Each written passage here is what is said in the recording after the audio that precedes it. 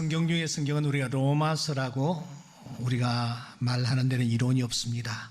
마치 지환에 박혀있는 다이아몬드와 같은 책이 이 로마서입니다. 그런데 이 로마서를 집약한 책이 있으니 그 책이 바로 갈라디아서입니다. 갈라디아서는 바울이 쓴 여러 서신들 가운데서 제일 처음 기록을 했습니다. 그러므로 갈라디아서는 바울 서신의 뿌리라고 할 수 있습니다. 이 뿌리에서 그가 쓴 12권의 줄기가 거기에서 뻗어지고 열매를 맺는 그런 모습을 가지고 있습니다. 그러므로 갈라디아서는 매우 중요한 위치를 점하고 있는 것입니다. 그 갈라디아서의 핵심 구절이 무엇일까? 주제가 무엇일까? 우리는 지난 시간 갈라디아서 6장 7절로 잡았습니다. 우리 다 같이 한번 외워보았으면 좋겠습니다. 스스로 시작. 스스로 속이지 말라. 하나님은 업신여김을 받지 아니하시나니 사람이 무엇으로 심든지 그대로 거두리라. 여러분, 다른 성경보다는 이 로마서를 축약한 갈라디아서, 그 갈라디아서의 핵심 구절이라고 할 수 있는 6장 7절은 여러분 꼭 외우셔야 합니다. 김민석 집사님, 내가 지난주에 외우라고 했는데 집사님 한번 외워보시기 바랍니다. 이렇게 큰 음성으로 스스로 속이지 말라. 하나님은 업신여김을 받지 아니하시나니 사람이 무엇으로 심든지 그대로 거두리라. 아멘. 예, 저분이 뭐 노래만 잘하는 줄 알았는데 굉장히 또 성실하시구나 하는 것을 다시 한번 느낍니다. 왜 이 구절을 핵심 구절이라고 할 수 있습니까? 이유는 간단합니다. 하나님, 즉 복음에 대해서 아주 쉽게 알아듣기 쉽게 간략하게 소개하고 있는 책이 그것이 6장 7절이기 때문입니다. 하나님은 절대로 첫째 뭐요? 업신여김을 받지 아니하신다. 둘째, 하나님은 무엇을 심든지 뭐요? 그대로 거두게 하신다. 잊지 마십시오. 우리가 콩을 심으면 콩을 거둡니다. 팥을 심으면 분명히 팥을 거둡니다. 우리는 팥을 들고 은혜 안 심었는데 우리는 그렇게 자기를 변명할 수 있습니다. 심었습니다. 거두게 하시는 분 하나님이십니다. 더 중요한 셋째가 있습니다. 하나님은 때를 뭐요? 홀로 주관하신다. 무슨 말입니까? 하나님이 때를 관장하고 계세요. 그래서 이 때 속에는 하나님의 은혜가 숨겨져 있는 것입니다. 우리가 심은 그 열매가 때가 되면은 거두게 되는데 하나님은 그때 그 때를 뒤로 미루시는 거예요. 어떨 때는 앞당기시는 거예요. 여러분, 만일 우리가 심은 대로 다 거둔다면은 오늘 이 자리에 앉아있을 사람 저는 한 사람도 없다라고 생각합니다. 그런데 하나님은 그때마다 긍휼과 자비를 베푸셔서 하루가 천년같이 천년이 하루같이 때를 주관하시면서 우리에게 은혜를 베풀어 주셨기에 오늘 우리가 여기에 있는 줄 믿습니다. 이 하나님을 내가 믿고 있는가? 나는 어떤 하나님을 믿고 있는가? 내 삶의 현장에 이런 하나님을 모시고 살아가고 있는가? 진지하게 우리가 물어보아야 될 것입니다. 그런데 이 핵심 주제가 담긴 7절, 6장 7절 잠시 넘어가 보시기 바랍니다. 6장 7절 넘어가 보시면은 이 7절이 6절부터 10절까지 한 묶음으로 되어 있는 것을 볼 수 있을 것입니다. 7절이 독립된 구절이 아니라 한 묶음 속에 들어있다라는 것입니다. 다시 말하면 한 단락으로 되어 있는 것입니다. 동그라미가 되어 있고 동그라미로 마치는 것입니다. 그러면은 그 한 묶음으로 되어 있는 이 말씀의 처음 시작이 어떤 말씀인가? 그게 바로 갈라디아서 6장 6절입니다. 우리 다 함께 읽어보겠습니다. 시작. 가르침을 받는 자는 말씀을 가르치는 자와 모든 좋은 것을 함께하라 하는 말씀이 있습니다. 여러분, 좀 생뚱맞다고 느끼지 않습니까? 이유는 6절과 7절이 서로 문맥이 잘 연결이 되지 않고 매끄럽지 못하기 때문입니다. 끊깁니다. 그렇잖아요. 6절을 읽고 난 뒤에 7절을 읽으면은 이게 연결이 잘 되지 않습니다. 그러다가 7절부터 8절, 9절, 10절은 또 연결이 잘 되고 있습니다. 그래서 이 6장 6절의 말씀은 오히려 우리의 눈길을 끕니다. 돋보이기까지 하는 것입니다. 그래서 우리의 시선이 6절에 집중되지 않을 수가 없습니다. 그러면 여기에 가르침을 받는 자는 도대체 누구며 말씀을 가르치는 자는 도대체 누구를 지칭할까요? 꼭 어렵지는 않았지만 1차적으로 여기 말씀을 받는 자는 갈라디아 교회 성도들을 가리키는 것 같고, 말씀을 가르치는 자는 바울 사도를 가리키는 것 같습니다. 한쪽은 말씀을 받는 성도요, 한쪽은 말씀을 가리키고 있는 사도를 가리키는 것입니다. 그렇다면은 이 한 묶음 전체는 어떤 뜻이 담겨져 있습니까? 저를 보세요. 말씀을 받는 사람들은 말씀을 가르치는 자와 늘 좋은 관계를 유지해야 한다. 이 말씀을 우리가 그대로 받는다면 말씀을 받는 자는 말씀을 가르치는 자를 잘 접대를 해야 한다. 그렇게 하는 것이 곧 하나님 앞에 좋은 씨앗을 뿌리는 것이 된다. 하나님은 심은 대로 거두게 하시는 분, 그 사람은 필경 좋은 것을 거두게 될 것이다. 왜냐하면 하나님은 무엇을 심든지 그대로 거두게 하시는 분이시기 때문이다. 우리가 이런 뜻으로 본문을 이해할 수가 있습니다. 갈라디아 교회 성도들이요, 여러분들은 말씀을 받는 자들이 아닙니까? 그렇다면 말씀을 가르치는 자들과 좋은 관계를 유지하고 좋은 것을 함께 나누시오. 그러면 하나님이 기억하실 것이요, 좋은 열매 필경 거두게 하실 것이요. 이런 뜻으로 우리가 이 본문을 이해할 수 있습니다. 그러니까 오늘 우리가 이 본문에서 느끼는 것은 바울이 은근히 자기 자신을 잘 접대하라고, 좋은 것이 있을 때는 혼자서 먹지 말고 나누라고 부추기는 뜻을 뜻합니다. 부흥회 같은 곳에 우리가 참석해 보면은 이런 류의 얘기를 심심찮게 듣지 않습니까? 요즘도 TV를 켜면은 그와 비슷한 얘기를 강단에서 서슴없이 내뱉는 자들이 있는 것을 봅니다. 그런데 다른 사람도 아닌 바울이 정말 그랬을까? 바울이 그 정도의 수준이었을까? 그렇게 낯뜨거운 요구를, 그것도 첫 편지를 쓰면서 여러분들이 말씀을 가르치는 나한테 잘하시오. 그러면 하나님이 당신들에게 복을 주실 것이요, 여러분들은 복을 받게 될 것입니다. 그렇게 하면은 복을 받는 그것이 비결이 됩니다. 이런 식으로 은근히 강요를 하거나 세뇌를 했을까? 그래서 저는 바울이 쓴 다른 서신들을 살펴보았습니다. 비슷한 내용이 있는지 살펴보았습니다. 찾을 수가 없었습니다. 그런데 왜 하필이면 여기에서는 이런 권면을 하고 있는 것일까? 여러분 이상하지 않습니까? 저는 이 의문을 가지고 실험을 했습니다.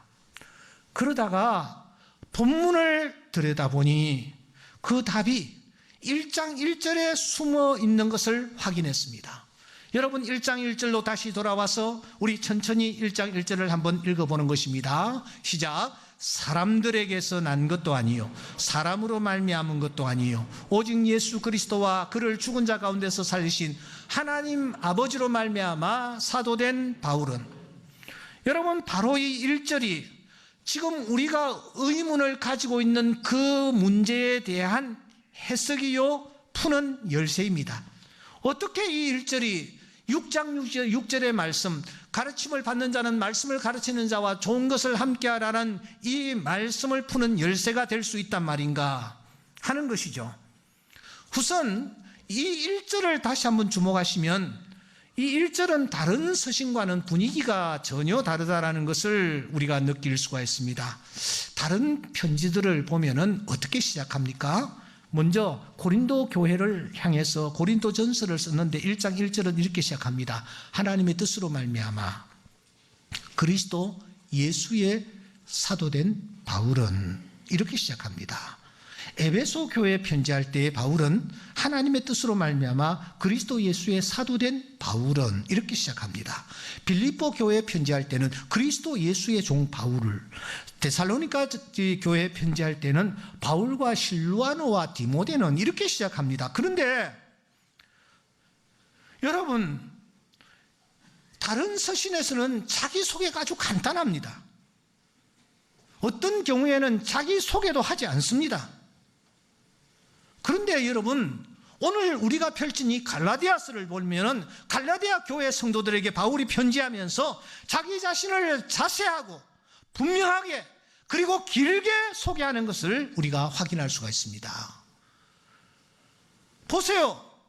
편지이기 때문에 그의 음성을 들을 수가 없습니다만 그는 지금 분명히 톤을 굉장히 높여서 누구에게 항의하는 듯한 그런 분위기를 풍기고 있습니다. 어투 또한 매우 도발적이며 공격적이구나 하는 느낌까지 들지 않습니까? 사람들에게서 난 것도 아니요, 사람으로 말미암은 것도 아니요, 이렇게 굉장히 어투가 공격적인 모습인 것을 발견합니다. 여러분, 왜 그랬을까요? 사도행전 13장에 보면 바울이 이제 갈라디아를 향하여 떠납니다. 그가 구브로에서 배를 탑니다. 그리고 바보를 지나서 그가 비시디아 안디옥, 즉 갈라디아 지방에 이르게 되는 거죠. 그리고 그곳에서 복음을 전하게 됩니다. 그런데 그 사람들의 반응이 어떠했습니까? 분명히 복음을 전했는데 그들은 어떤 태도를 취했습니까? 그리스도의 은혜로 너희를 부르신 이를 이같이 속히 떠나 다른 복음 다른 것을 내가 이상하게 여기노라. 갈라디아 사람들이 바울의 복음을 받아들이지 않는 것입니다. 복음에 뭔가를 첨가하는 것입니다. 심지어 왜곡까지 하지 않습니까? 그들은 더 나아가 거짓 교사들이 가르치는 꾀임에 빠져서 그들의 말에 더 귀를 기울이고 있는 것입니다.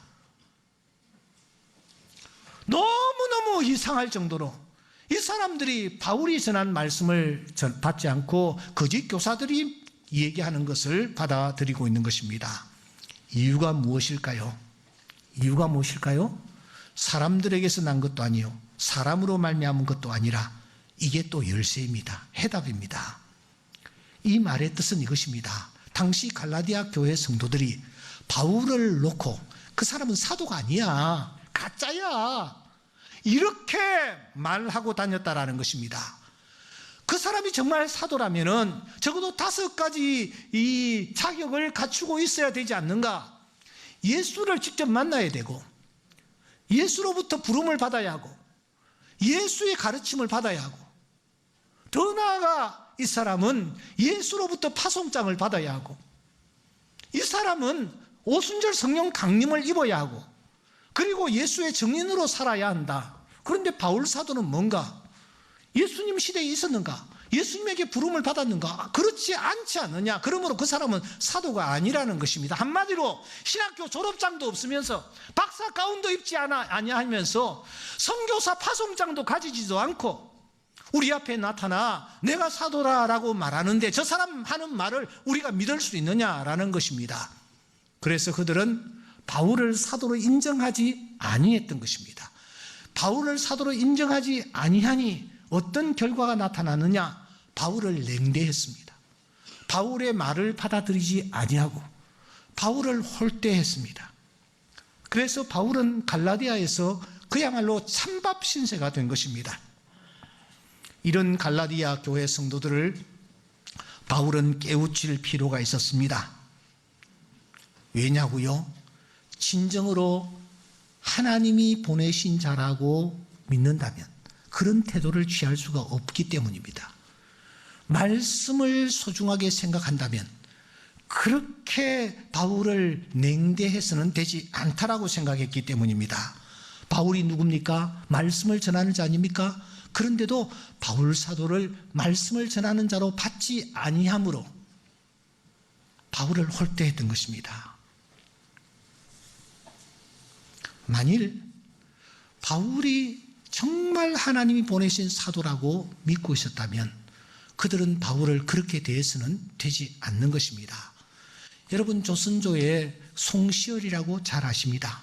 이 사람은 조선왕조실록에 3000번 그 이름이 언급될 정도로 조선왕조 시대의 최고의 그는 학자였습니다. 하지만 그 당시에 동인, 서인, 노론, 소론 해가지고 사색당파들이 얼마나 싸웠습니까?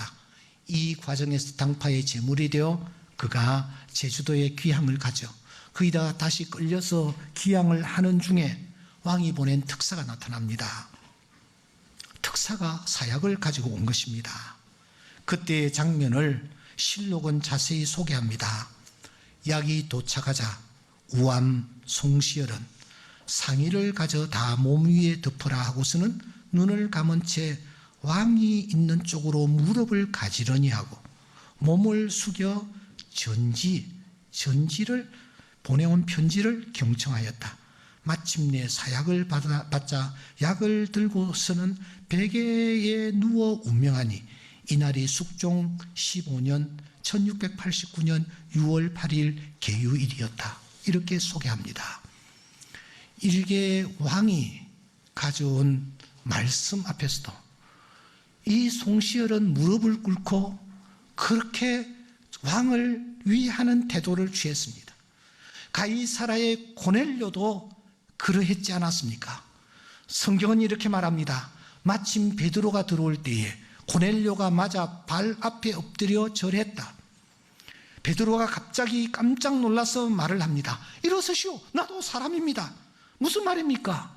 이 고넬료가 베드로를 신처럼 대했다라는 것입니다. 고넬료가 누굽니까? 이탈리아의 백부장입니다. 많이 배웠습니다. 권력과 힘이 있습니다. 정복자 나라의 군대 장관입니다. 그런데 베드로는 누구입니까?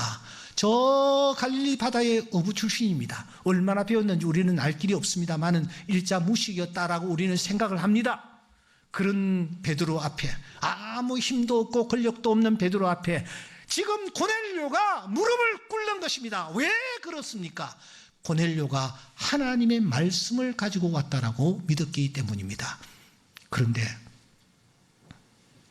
소돔성의 롯의 사이들은 어떤 태도를 취했습니까? 하나님의 말씀이 나타났을 때에 그들은 창세기 19장 14절에 보면 하나님의 말씀을 농담으로 여겼습니다. 그 결과는 불과 함께 그들의 생명이 사라지는 것이었습니다. 주님은 말씀하십니다. 내가 진실로 너희에게 말한다. 나를 보낸 자를 영접하는 자는 나를 영접하는 것이요 나를 영접하는 자는 나를 보내신 이를 영접하시는 것이다 하는 것이니라. 주님을 영접하는 자는 하나님을 영접하는 것이요 내가 보낸 자를 영접하는 자는 곧 나를 영접하는 것이라고요. 바울이 누구입니까?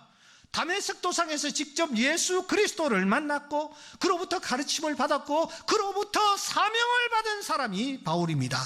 주님은 그날 직접 이렇게 말씀하셨습니다. 가라! 이 사람은 내 이름을 이방인과 임금들과 이스라엘 자손들에게 전하기 위하여 택한 나의 그릇이라. 이어서 말씀하십니다. 일어나 너의 발로 서라. 내가 내게 나타난 것은 곧 내가 나를 본 일과 장차 내가 내게 나타날 일에 너로 종과 증인을 삼으려 함이니. 그러므로 바울은 사도가 틀림이 없는 것입니다. 그런데 갈라디아 교인들은 바울이 사도가 아니라는 이유 때문에 바울이 전한 복음까지도 왜곡했던 것입니다. 바울을 홀대했던 것입니다. 그래서 바울은 입을 열자마자 자기의 정체성을 당당하게 밝힙니다. 사람에게서 난 것도 아니다. 사람으로 말미암은 것도 아니다. 오직 예수 그리스도와 그를 죽은 자 가운데서 살리신 하나님 아버지로 말미암아 내가 사도가 되었다. 그러니까 여러분, 바울이 6장 6절에서 가르침을 받는 자는 가르치는 자와 모든 좋은 것을 함께 하라, 이 말씀은 무슨 말이냐? 내가 하나님으로부터 부름을 받은 사도라는 것을 너희들이 인정하고 내가 전하는 이 복음을 그대로 받는 자가 되라 하는 뜻을 담고 있다는 것입니다. 그러면서 그는 자신의 정체성을 세 전치사를 통해서 분명히 밝히고 있습니다. 첫째는 아포라는 전치사를 씁니다.